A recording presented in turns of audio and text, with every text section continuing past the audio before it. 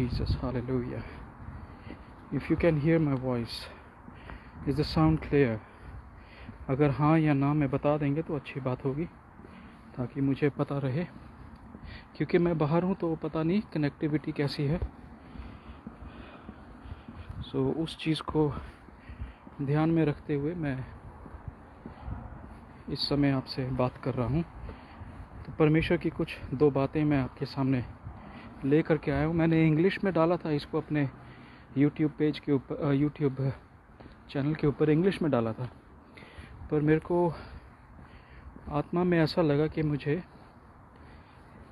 ये हिंदी में भी एक बारी डालना चाहिए। और हमारे लिए प्रार्थना करें, और क्योंकि आने वाले दिनों में कोई, मेरा ख्याल अभी डेट पक्की नहीं हुई है, तो मेरे ख्याल 12 तारीख को जूम मीटिंग है और इंटरनेशनल लेवल पर है। और इसमें कुवैत से लेकर पंजाब और तकरीबन काफ़ी लोग इसमें जुड़ने वाले। तो धन्यवाद वीरेंद्र, आपको आवाज़ आ रही है, प्रभु का धन्यवाद। और लोगों में शेयर करें। तो मैं कह रहा था 12 दिसंबर को, अभी डेट तो फाइनल हो गई है, पर मैं आपको वैसे ही बता रहा हूँ कि प्रार्थना में रखिएगा। 12 तारीख को जूम मीटिंग है, कुवैत से शुरू हो करके, कुवैत को भी हम लोग टच कर रहे हैं। परमेश्वर ने इंटरनेशनल मिनिस्ट्री के लिए बुलाया है, तो अभी हम कुवैत तक जा रहे हैं। और कुवैत से वो टेलीकास्ट लाइव होगा कुवैत से, और जूम मीटिंग में वो पंजाब को कवर करेंगे। और 12 तारीख को मैं उसमें प्रचार कर रहा हूँ, मैं उसमें टीचिंग दे रहा हूँ। प्रभु का धन्यवाद ये सारे इंतज़ामों के लिए, जो उसने हमें इस लायक बनाया है कि हम इन चीज़ों को समझ सकें। बैठ जाता हूँ थोड़ा सा। ये मेरी फेवरेट जगह है जहाँ पर मैं बैठता हूँ। पीछे आप देख रहे हैं ये बिल्डिंग है, ये चर्च है। और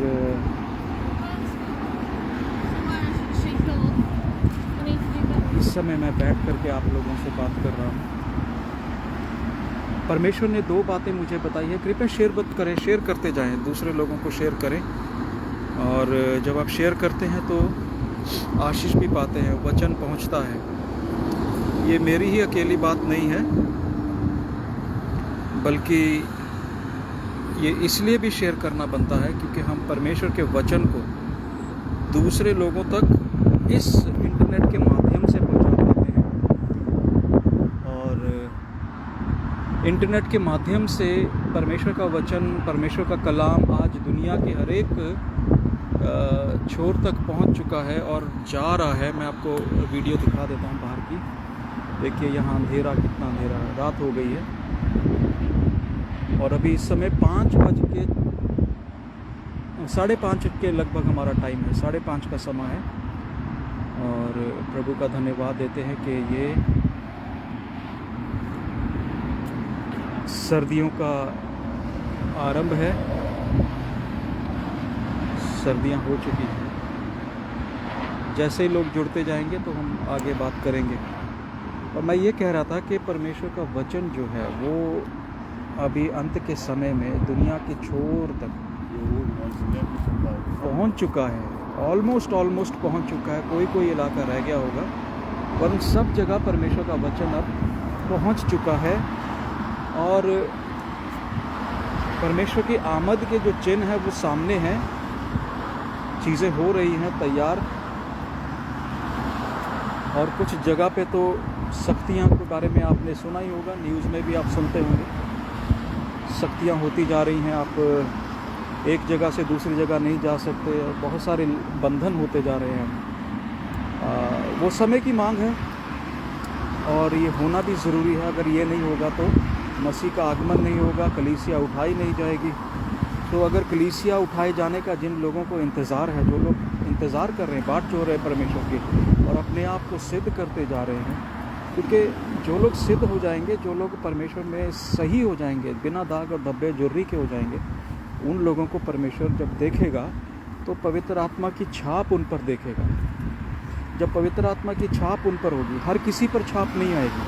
जो चर्च जा रहे हैं, दशवांश और ये सब बातें कर रहे हैं, तो छाप उनके ऊपर नहीं है। वो ठीक है, कानून की पालना कर रहे हैं, परमेश्वर का हुक्म है उसकी पालना कर रहे हैं, पर छाप किस पर होगी ये बहुत ज़रूरी है। बाइबल हमें बताती है कि जो पवित्र हो जाएगा। हालेलुया। हम अपने बल से पवित्र नहीं हो पाएंगे, हम अपनी बुद्धि से पवित्र नहीं हो पाएंगे, अपनी क्षमता से, अपने काबिलियत से पवित्र नहीं हो पाएंगे। तो परमेश्वर ही हमें पवित्र कर सकता है, और पवित्रता ही परमेश्वर की ओर से आती है। धर्मी परमेश्वर की ओर से बनाया जाता है। हम अपनी मर्ज़ी से अपने आप कह कर के धर्मी नहीं हो जाते। सो बहरहाल मैं प्रभु का धन्यवाद देता हूँ कि ये सब बातों में हमें लेकर के चल रहा है। और यहाँ के लिए भी प्रार्थना करें। यहाँ परमेश्वर रास्ते खोल रहा है, और हम लोगों का ग्रुप शुरू हो गया है। यहाँ पे रुकावटें तो बहुत थी, परंतु परमेश्वर ने सफलता दी है। यहाँ पर ग्रुप शुरू हो गया है, और वो ग्रुप प्रभु की दया से और बढ़ेगा। आमीन। सो इस समय मैं सैर कर रहा हूँ और आपसे बात कर रहा हूँ, ताकि आप ये समझ सकें कि परमेश्वर हमसे कुछ बोलता है और रोज़ाना बोलता है। परमेश्वर का आत्मा हमसे डेली बात करता है। तभी बाइबल कहती है कि जिसके कान है वो सुन लो, जिसकी आँख है वो देखे। आत्मिक जगत में आँखें जो हैं, आत्मिक जगत में आँखें जो हैं वो कान का काम करती हैं। हालेलुया।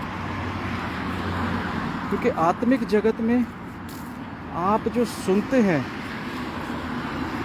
वो आपकी आंखें सुनती हैं, ऊपर देखती हैं, उनको देखकर सुनती हैं।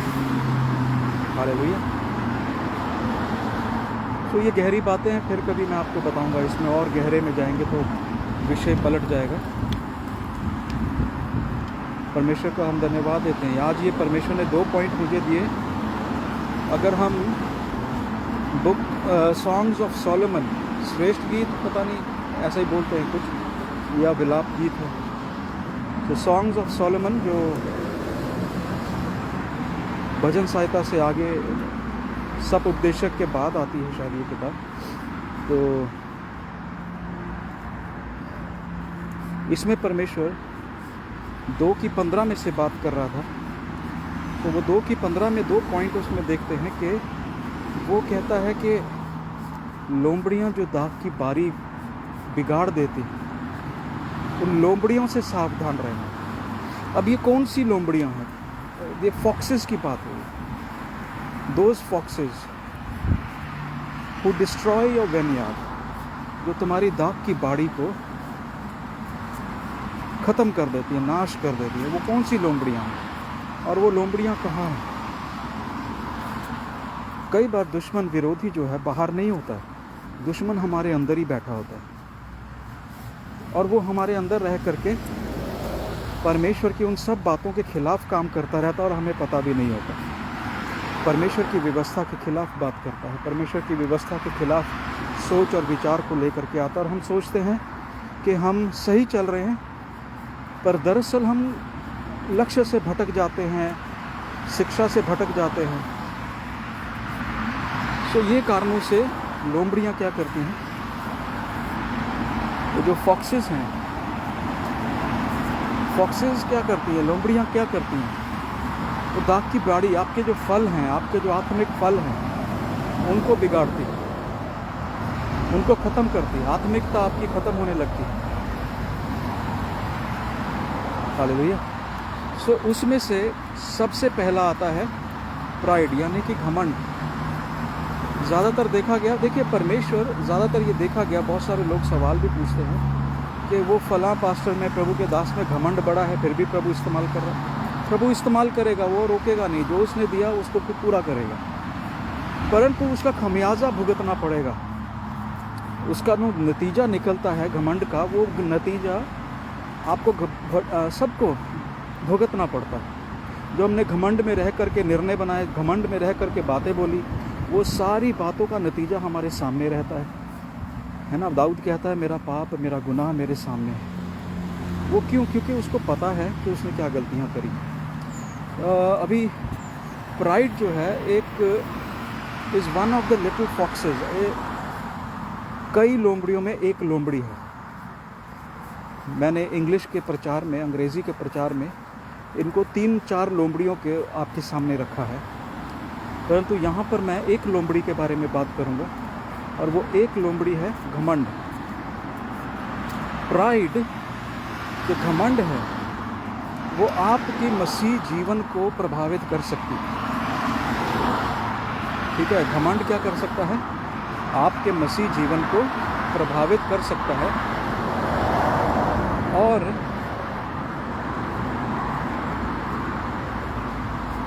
मैं आपको एक और बात बताना चाहता हूँ। आप ज़िंदगी के किसी भी पड़ाव में क्यों ना चल रहे हों, कैसे ही हालात क्यों ना हो आपकी ज़िंदगी के, घमंड से कोसों दूर रहें। क्योंकि घमंड जो होता है ना, प्राइड जो होता है, वो आपके सिस्टम को बिगाड़ देता है। अब उनमें से एक उदाहरण मैं आपको देना चाहता हूँ, और कई लोग उसको बहुत जगह गलत तरीके से लगा देते हैं। तो वो गलत तरीका क्या है? घमंड को कई जगह लोग गलत जगह पे जोड़ते हैं, बाइबल में से ही उठाते हैं, पर उसका अध्ययन नहीं करते हैं। बहुत सारे लोग कहते हैं पासे पैसा जो है वो घमंड लेकर के आता है। पैसा घमंड लेकर के नहीं आता है, याद रखना। ऐसे बहुत सारे लोग हैं, भिखारी हैं, उनके पास घर बार नहीं है, फिर भी उनमें घमंड है। ठीक है, घमंड आपकी नम्रता को बिगाड़ सकता है, उसको ख़त्म कर सकता है। और बहुत सारी जगह पे ये भी देखा गया है कि जो असली में नम्र लोग हैं, वो असली में नम्रता दिखाते हैं, पर लोग उनकी नम्रता को घमंड में देखते हैं। ये भी एक पहलू है आत्मिक जगत में। सो परमेश्वर हमें सिखाता है, और ये बात मैं बताना चाहता हूँ कि पैसे से घमंड नहीं आता है। पैसा आपके अंदर के चरित्र को प्रकट करता है। अगर आपके पास पैसा आ गया और फिर घमंड प्रकट होता है, तो वो पैसे के कारण ही, पैसे ने मदद किया आपके घमंड को, जो आपके चरित्र के अंदर था, उसको उजागर करने में, उसको सामने लाने में, उभारने में, है ना। मैंने 2-3 तरीके से बता दिया। पैसे के कारण घमंड नहीं आता, घमंड आपके कैरेक्टर में है, आपके चरित्र में है। तभी जब वो पैसा आया तो वो घमंड और उछल करके सामने आ गया, यानी मैनिफेस्ट हो गया, वो प्रकट हुआ। तो लोगों ने देखना शुरू किया, भाई पैसा आ गया, अभी बड़ा घमंडी हो गया। पहले घमंड नहीं नज़र आ रहा था। क्यों नहीं नज़र आ रहा था? क्योंकि पहले पैसा नहीं था, वो घमंड को मौका नहीं मिल रहा था कि किस तरीके से बाहर आया जाए। सो एक ये तरीका है, एक ये बात है। सो इसमें क्या मैं बताना चाहता हूँ, इसमें ये एक चीज़ बताना चाहता हूँ कि घमंड को मौका ना दें। कई लोग, मैं अपने मेंटर से बात कर रहा था, और उस समय बात करते समय ये पॉइंट को हमने आपस में डिस्कस किया। वो डिस्कशन में ये नतीजा निकला, कुछ लोग, विश्वासी लोग, प्रभु के दास लोग, कोई भी हो सकता है इसमें, वो अधीनता में नहीं चल पाते घमंड के कारण। वो शिक्षा नहीं ग्रहण कर पाते घमंड के कारण, कि हम सही हैं, आप गलत हो। ठीक है ना। तो वो हमारे सिस्टम में अगर आ जाए तो हमारा सिस्टम ख़राब हो सकता है। ठीक है, वो आपका पूरा सिस्टम बिगाड़ सकता है। फिर दूसरा पॉइंट है शक, डाउट। ठीक है, शक जो है परमेश्वर के राज्य में आपके जीवन में रुकावट का कारण बनता है। आप परमेश्वर के राज्य में बढ़ना चाहते हैं, परमेश्वर के राज्य में बहुत कुछ करना चाहते हैं, परंतु शक है। आप नहीं चल पाएंगे, आप नहीं कर पाएंगे। ये कारण से डाउट जो है वो परमेश्वर के राज्य के खिलाफ काम करता है। शक जो है परमेश्वर के राज्य के खिलाफ काम करता है, आपके विश्वास को गिराता है। शक के कारण हालेलुया, पता नहीं होगा कि नहीं होगा, कर पाएंगे कि नहीं कर पाएंगे, कैसे होगा, अभी तो मेरे पास लोग नहीं है, परंतु पता नहीं आएंगे कि नहीं आएंगे। बहुत सारे लोग इसी चक्कर में सेवा छोड़ देते हैं, शक कर रहे होते हैं, पता नहीं प्रभु करेगा कि नहीं करेगा। प्रभु आपकी, याद रखना, परमेश्वर मुहैया करता है, ठीक है, याद रखना एक बात, परमेश्वर मुहैया करता है और आपको चलना होता है, ठीक है। परमेश्वर आपके सामने अपॉर्चुनिटी लेकर के आता है, यानी कि साधनों को लेकर के आता है। उन साधनों का उपयोग करना या नहीं करना आपके हाथ में है, ठीक है। तो शक जो है, जो डाउट है, शक है, वो आपको परमेश्वर के राज्य में उन चीज़ों को प्रकट होते नहीं देखने देगा जो इन चीज़ों के बारे में परमेश्वर ने आपसे वायदा किया है, ठीक है ना। जो इब्रानी 11 है उसमें लिखा है विश्वास के बारे में। तो विश्वास की जो परिभाषा है आपके शक के कारण ख़त्म हो जाती है। आप उन चीज़ों को नहीं देख पाते हो जो परमेश्वर ने आपके लिए रखी है वायदे में, आप उनको नहीं हासिल कर पाते हो, ये शक के कारण होता है। आमीन। सो दूसरी बात ये इसमें है कि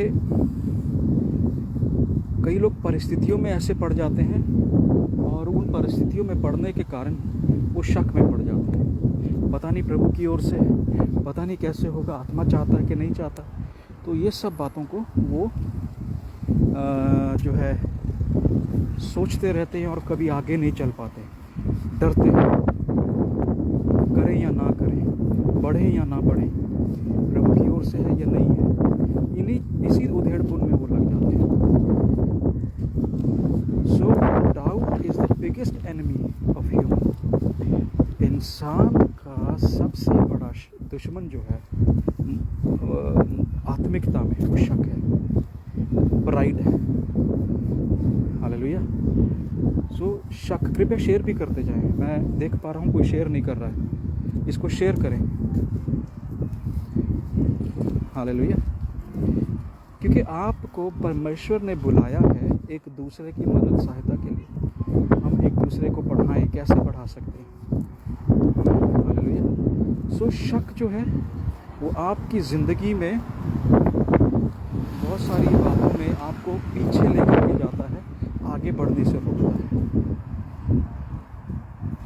कई लोगों को विश्वास करना बहुत कठिन होता है, कोई भी बात हो, प्रभु को लेकर के, प्रभु के राज्य को लेकर के कोई भी बात हो, तो वो उस पर विश्वास नहीं बना पाते हैं। पास्टर जी, हम इस भाई के लिए प्रार्थना कर रहे हैं परंतु इसका विश्वास नहीं बन रहा है। वो क्यों नहीं बन रहा? क्योंकि उस भाई के मन में शक था। फ़ैरो ने मूसा के कहने पर भी क्या किया? मूसा के कहने पर भी इजराइलियों को नहीं छोड़ा। क्यों नहीं छोड़ा? घमंड के कारण। उसके अंदर घमंड था कि मुझसे बड़ा कोई नहीं है, ठीक है ना। ऐसे ही हमारे लोगों में ये घमंड रहता है और शक रहता है, यदि मैं चलूँगा, यर्दन पार कर पाऊँगा कि नहीं कर पाऊँगा, पता नहीं प्रभु मुझसे क्या चाहता है, तो वो शक आ जाता है। हालेलुया। जब शक आता है तो आप अलग अलग तरीके की बाधाओं में पड़ते हैं। शक जो है आपकी ज़िंदगी में ऐसी सिचुएशन क्रिएट कर सकता है, जो आप डाउट करते हैं, ऐसी परिस्थितियां आपके जीवन में आ जाती हैं कि आपको वो घेर लेती हैं और आप निकल नहीं पाते, ठीक है। ये आत्मिक मल्लयुद्ध की बात कर रहा हूँ और आत्मिक मल्लयुद्ध में ये सारा काम आता है। याद रखिएगा कि हम शरीर में तो ज़रूर हैं पर हम आत्मिक लोग हैं। परमेश्वर ने हमें बोला तुम आत्मा में उसकी उपस्थिति में आना है, उसकी उपासना करने। आत्मा में, शरीर में रह करके कोई उपासना नहीं होती है। आप अपना जोर लगा सकते हैं, गला फाड़ सकते हैं, सब कुछ कर सकते हैं, गला चीख चीख के आराधनाएं कर सकते हैं, है ना। तो वो शरीर में होता है। आत्मा में जब होता है ना, तो उसका वो बातें अलग होती हैं, उसमें आप बोलते नहीं हो, परमेश्वर आपसे बात करता है। मूसा से परमेश्वर आज बहुत सारे लोग हैं प्रार्थना करते हैं, परंतु उस प्रार्थना में उनसे परमेश्वर कोई बात नहीं करता। क्यों? एक पहला नंबर, कोई ना कोई लोमड़ी उनके जीवन में है, कोई ना कोई, जो सॉन्ग्स ऑफ सोलोमन है, विलाप गीत शायद बोलते हैं हिंदी में, 2:15 में लिखा है कि लोमड़ियाँ दाग की बारी को ख़राब कर देती हैं, उन लोमड़ियों से सावधान रहें। वो लोमड़ियाँ बाहर नहीं हैं। इस वचन को बहुत सारे लोग पढ़ते हैं और बाहर लोमड़ियाँ ढूंढते हैं और बाहर अपने भाई बहनों को मारते हैं, ठीक है ना, उनको घात करते हैं, उनको सुनाते हैं, उनको ख़त्म करते हैं आत्मिक रूप से। परंतु लोमड़ियाँ तो अंदर हैं दाग बारी के। हालेलुया। यहाँ 2 लोग 3 लोग जुड़े हैं, तो कृपया शेयर करें। Glory Jesus, hallelujah. Thank you Holy Spirit, thank you Holy Spirit. धन्यवाद है प्रभु, धन्यवाद पिता परमेश्वर। Thank you Lord Jesus, thank you Holy Spirit, thank you Lord Holy Spirit, thank you Lord Holy Spirit. So मैंने आज आपसे 2 बातें करी है। For some people it is hard, sometime hard to believe, so they are unable to see. देखो, यही बात मैंने लिखी है कि बहुत सारे लोगों के लिए ये बातें कठिन हैं और वो विश्वास करने में नाकामयाब रहते हैं, असमर्थ रहते हैं और विश्वास नहीं कर पाते। शक के कारण वो विश्वास नहीं कर पाते। कोई ना कोई भय, एक लोमड़ी और है, उसका नाम है भय, डर, है ना। पता नहीं हम जाएंगे, चलेंगे, वहाँ पर करेंगे, पता नहीं क्या उसका नतीजा होगा, क्या नहीं होगा, पहले ही डर घेर लेता है। तो वो जब डर घेर लेता तो वहाँ काम नहीं होता, शक घेर लेता वहाँ काम नहीं होता, जहाँ पर घमंड आ जाता है वहाँ काम नहीं होता। हालेलुया। परमेश्वर ने क्यों कहा था कि मैं अपनी महिमा किसी के साथ नहीं बांटूंगा, मैं अपनी महिमा किसी को नहीं दूंगा, मेरी महिमा मेरे लिए है, मैं अपनी महिमा को। बहुत सारे लोग गवाहियाँ नहीं दे पाते। क्यों नहीं दे पाते? उनके जीवन में काम होता है, गवाहियाँ नहीं दे पाते। क्यों नहीं दे पाते? क्योंकि वो परमेश्वर की महिमा परमेश्वर को देना नहीं चाहते, उनके जीवनों में घमंड है, ठीक है। सो ऐसे कई कारण हैं जिसके कारण से परमेश्वर नाराज़ रहता है, लोगों से बात नहीं करता है। क्यों नहीं करता? अब परमेश्वर अपने वचनों को ऐसे लोगों से क्यों बांटे, क्यों उनसे बात करे जो सुनना नहीं चाहते, जो चलना नहीं चाहते। सो इसलिए वचन कहता है, वचन को सुनने वाले नहीं, उसको ऊपर चलने वाले भी बनो। Don't be the doers of the word, not only the listeners of the word. Hallelujah. तो वचन को सुनने वाले नहीं होना चाहिए हमें, वचन को सुन करके उसको ग्रहण करके चलने वाले ही होना चाहिए। तो आए अब हम अपने सफ़र के दूसरे पड़ाव में आ जाते हैं, और ये है कि हमारी जो शाम की वॉक है वो ख़त्म हो गई है। Hallelujah, thank you Jesus.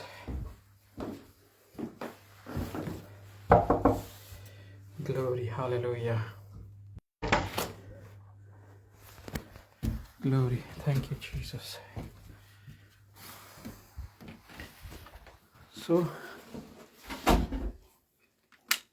ये बात को हमें मद्देनज़र रखना है, ध्यान रखना है कि हम कैसे चल रहे हैं प्रभु के साथ। हम दूसरों को बोल सकते हैं कि फलां ऐसे करता है, फलां ऐसे करता है, परंतु हमारी दाग की बाड़ी में लोमड़ी छुपी हुई है, हमें पता नहीं है, हमारे फलों को खराब कर रही है, हमें दूसरे रास्ते पर ले जा रही है। सो इसलिए हमें अपनी बाड़ी पे भी ध्यान देना है।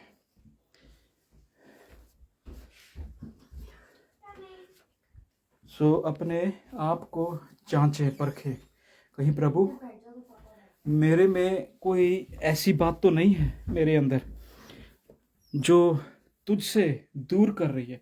कई बार मैं आपको बताता हूँ, एक और मैं आपको बात बताना चाहता हूँ कि बहुत सारे लोग कहते हैं कि हमें आत्मा अगुवाई कर रहा है। दरअसल आत्मा अगुवाई नहीं कर रहा होता, शरीर बात करता है। याद रखिएगा, जो लोग अभी शरीर में हैं उनसे शरीर ही बात करता है। जो लोग शरीर में हैं उनसे शरीर ही बात करता है। जो लोग आत्मा में हैं उनसे आत्मा बात करता है। हालेलुया। सो शरीर और आत्मा की आवाज को पहचाना जा सकता है, बड़े आराम से पहचान सकते हैं। शारीरिक बातें जब शरीर बोलता है तो आपको उन बातों में घमंड होने लगेगा, आप उसमें घमंड में बढ़ने लगेंगे। परंतु अगर आत्मा बात करेगा तो आत्मा आपको नम्रता की ओर ले जाएगा।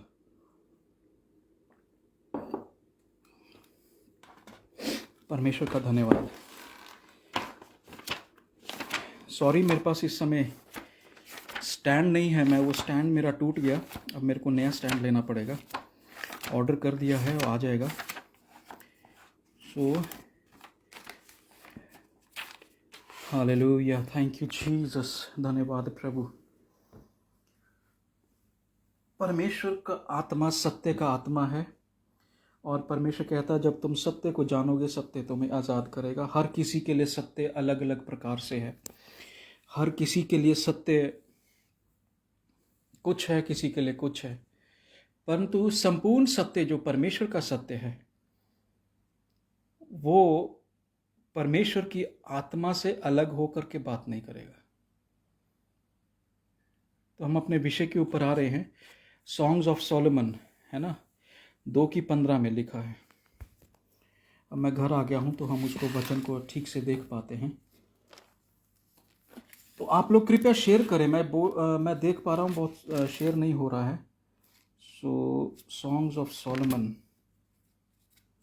Glory to Jesus, hallelujah. Ecclesiastic Songs of Solomon, सब उपदेशक के बाद आता है 2:15।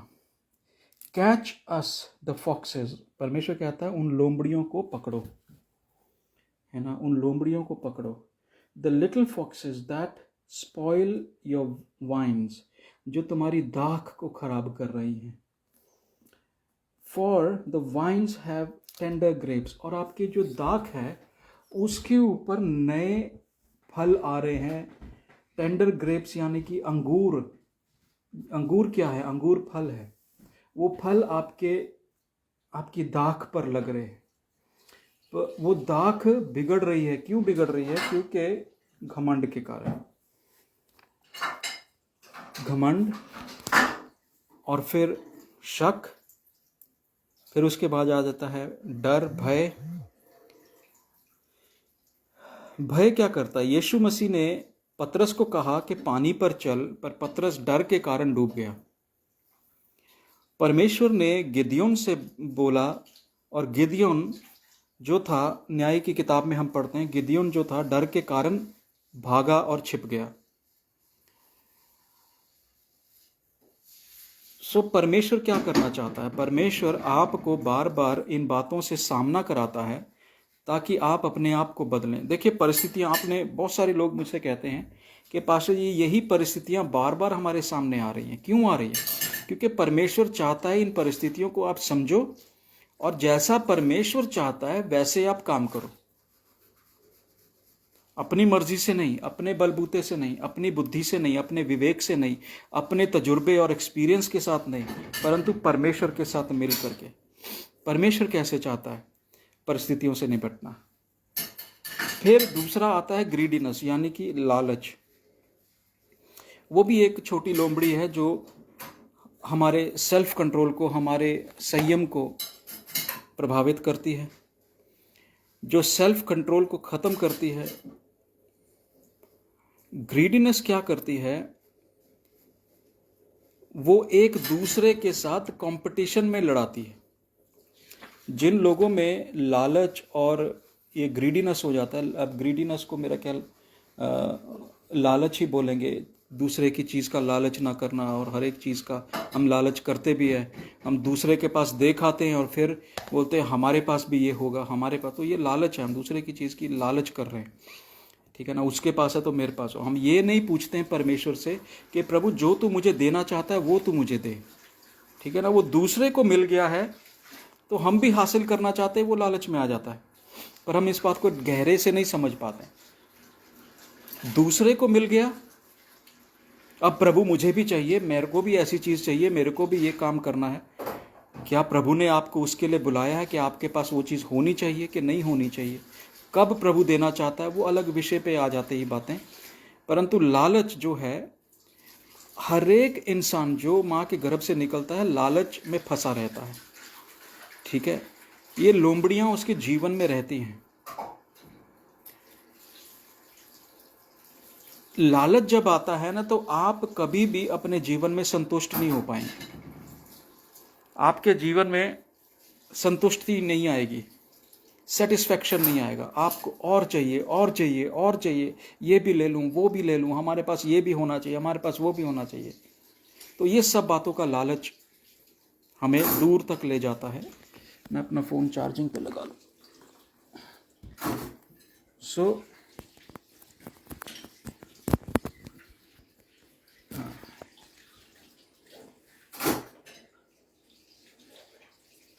if you are unsatisfied what God is doing in your life, so अगर आप के अंदर तसल्ली नहीं है, इत्मीनान नहीं है, शांति नहीं है, तो मैं ये पूछना चाहता हूँ, आप इतनी प्रार्थनाएं करते हैं, आप लोग जो सुन रहे हैं, जितने भी लोग मुझे सुन रहे हैं, वो मैं उनसे पूछना चाहता हूँ, अगर आपके जीवन में संतुष्टि नहीं है, ठहराव नहीं है, तो फिर परमेश्वर आपकी ज़िंदगी में क्या कर रहा है? If you are not unsatisfied with, if you are not unsatisfied with God's love and protection, that's the problem. Hallelujah. तो दिक्कत कहाँ पर है? दिक्कत यह है कि जब आप मसीह के प्रेम से और मसीह की सुरक्षा से अपने आप को संतुष्ट नहीं पाते हो, तो फिर गड़बड़ है। हालेलुया। सो हम लोगों को बहुत ध्यान रखना है कि हम इन लोमड़ियों के साथ, जिसके बारे में सुलेमान बात कर रहा है सॉन्ग्स ऑफ सोलोमन में 2 अध्याय और उसकी 15 आयत में, catch the foxes, catch us the foxes, यानी उन लोमड़ियों को पकड़ो जो अंदर से घात कर रही हैं, वो बाड़ी में घुस चुकी हैं और वो आपके फलों को, आपके चरित्र को खराब कर रही हैं। परमेश्वर से बोले, प्रभु मेरी मदद कर, मेरी सहायता कर, तो परमेश्वर आपकी मदद सहायता करेगा। मैं आज यहाँ से, इस माध्यम से आपके लिए प्रार्थना करना चाहता हूँ। प्रभु, हम आज आपके पास आते हैं, जितने लोग सुनते हैं और जो लोग बाद में सुनेंगे, प्रभु उन सब लोगों को प्रभु तू इन लोमड़ियों से बचा प्रभु, जो अंदर बाड़ी में घुस गई हैं और उनकी दाख और उनकी बाड़ियों में लगे हुए नरम जो अंगूर हैं, जो उनके आत्मा के फल हैं, उनको बिगाड़ रही हैं। पिता परमेश्वर, प्रभु इन्हें बचा और इनके जीवनों में काम कर। पिता परमेश्वर, प्रभु यीशु मसीह के नाम से मैं इनके जीवनों में प्रभु तेरी सुरक्षा को बोलते हैं, तेरी बुद्धि को बोलते हैं, तेरे विवेक को बोलते हैं। प्रभु ये तेरे ज्ञान में बढ़ते जाएं। पिता परमेश्वर, खुदावंद खुदा पिता परमेश्वर, तू इन लोगों की हर एक बात का उत्तर देना। पिता परमेश्वर, अलग अलग परिस्थितियों में प्रभु फंसे हैं, इन परिस्थितियों से इन्हें निकालना मेरे पिता परमेश्वर, ताकि पिता परमेश्वर तेरी महिमा खुले रूपी से करने पाए, आनंद के साथ करने पाए, और हर एक घमंड, हर एक शक, हर एक भय और लालच से दूर रखना। पिता परमेश्वर, प्रभु जो तू इनके जीवन में करना चाहता है, जहाँ तू स्थापित करना चाहता है, वहाँ तू इन्हें स्थापित कर। पिता परमेश्वर, हालेलुया, धन्यवाद देते पिता परमेश्वर, सारी महिमा आदर तुझे देते यीशु मसीह के नाम से। God bless you. आज का ये छोटा सा मैंने संभाल लिया है, तो जुड़ने के लिए धन्यवाद। जो लोग नए हैं वो हमें फॉलो ज़रूर करते रहें और इस माध्यम को, इस प्रचार को शेयर ज़रूर करें। आमीन। God bless you. आप सबको प्रभु धन्यवाद। प्रभु आपको आशीष दे, आप शांति पाएं परमेश्वर में, और इन लोमड़ियों से बचें जो आपकी ज़िंदगियों को ख़राब कर रही हैं।